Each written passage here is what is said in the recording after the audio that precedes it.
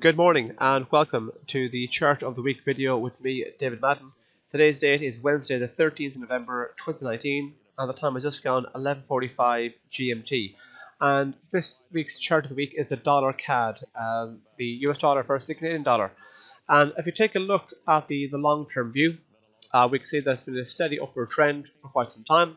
And if you draw a line between the lows of September 2017 through the lows of January 2018 and follow the line along here, we can see that although the market traded slightly below it, it's fair to say that the trend line support was well respected, and the market basically traded slightly below, but essentially bounced nicely off of that metric, and it's been pushing higher since.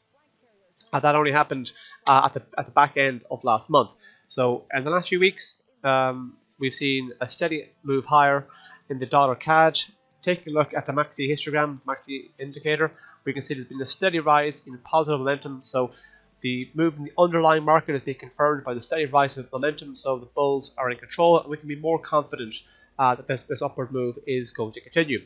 Now we are approaching this metric here, this red line here, the 200 moving average, which is often seen as a broad barometer of whether market is strong or weak. Below it, we signify weakness. Above it, signifies strength. But we're approaching it, and that comes to play in at one spot 32.77. If we continue to push on higher from here, and we manage to take it out, we can then look towards this zone here. The highs that were achieved in early October in around one spot 33.47. And should we go beyond that, we could be looking at targeting this area here, the highs of mid-June. That will come into play in at one spot 34.20. If on the other hand, we do see the market manage to kind of turn lower on itself yet again, we could find support come from this zone here, the yellow line here, the 100 moving average, and that comes into play just south at 132, in around one spot 31.98. And even if you drop below that, we could head back down towards where this trend line is, which is in around the one spot 31 area, thereabouts. And even if you do actually drop below that, keep an eye out for this area just south of it. If you do have a sideways break below the trend line, it could mean that the kind of wider upper trend that's been in play for a while is coming to an end.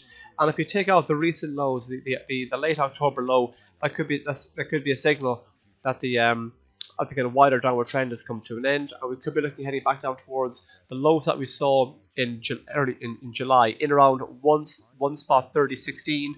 But also keep in mind, one spot 30 itself is a kind of a big psychological number. So this zone here in around one spot 30.16, one spot 30, that zone there could potentially be an area of support should we see a move to the downside. But if we do have a size of break below that, we could then begin to think, right, we could be looking at heading, we'll then be falling back to levels last seen in October 2018, over a year ago. So a size move below 130 could take us back towards this zone here, in around one spot 29.26. Now, if you are going to be trading the US dollar versus Canadian dollar, please be mindful that later today we have some US economic indicators out. US headline inflation is due out at 13:30 GMT, and the headline figure is tipped to remain unchanged at 1.7%, whereas the core reading is supposed to come in at 2.4%. Later today, Jerome Powell, the head of the Federal Reserve, will be speaking at 1600 GMT. So please keep an eye out for that. That could add those updates could add some volatility to the US dollar. Thank you for listening, and please tune in next week.